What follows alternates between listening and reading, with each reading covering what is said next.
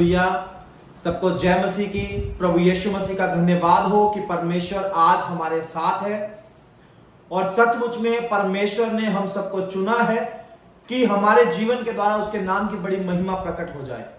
हम में से बहुत सारे लोग अपने जीवन में खुद को देखते हैं, अपनी पढ़ाई लिखाई को, अपने बैकग्राउंड को, अपनी कास्ट को, अपने बोलने चालने के ढंग को, अपनी क्वालिफिकेशन को देखकर बहुत बार निराश हो जाते हैं। लेकिन मैं आपको बोलना चाहता हूं, आपका बैकग्राउंड कुछ भी हो, आपकी पढ़ाई लिखाई कितनी भी हो, ये कम हो या ज्यादा हो, आप अमीर हो या गरीब हो, परमेश्वर को इस बात से कोई फर्क नहीं पड़ता।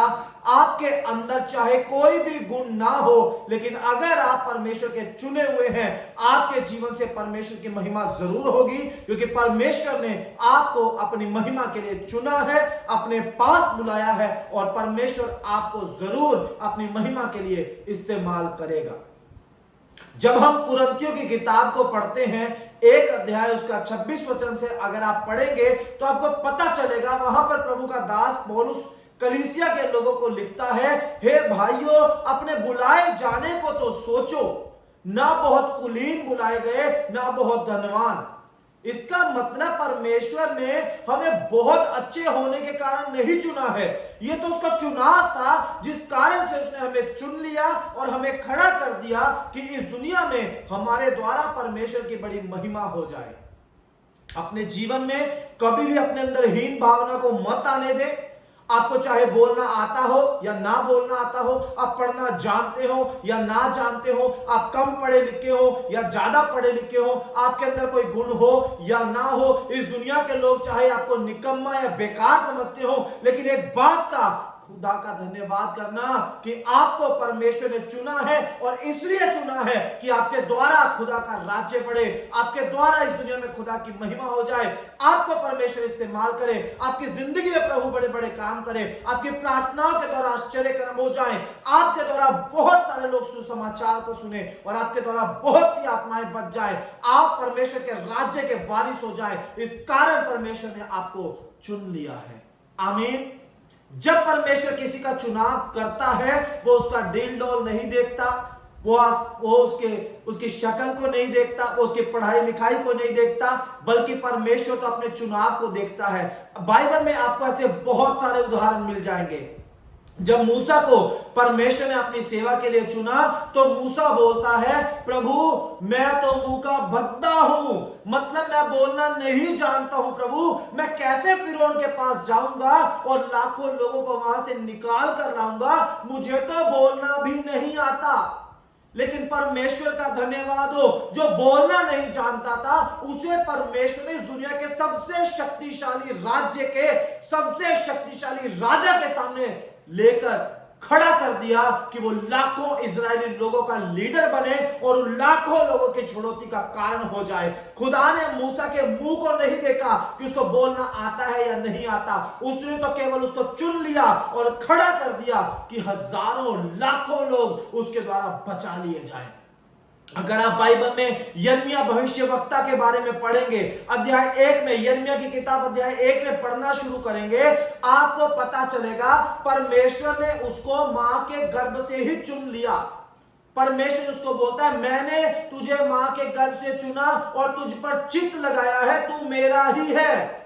लेकिन वो आगे से जवाब देता, प्रभु मुझे तो बोलना भी नहीं आता, मैं तो लड़का ही हूं, मेरी तो उम्र भी कम है, मैं बोलना भी नहीं जानता, मैं कैसे भविष्यवाणी करूंगा, कैसे तेरी बात को मैं इस देश के लोगों तक, इस देश के राजा तक पहुंचाऊंगा, प्रभु मेरे बस का नहीं है।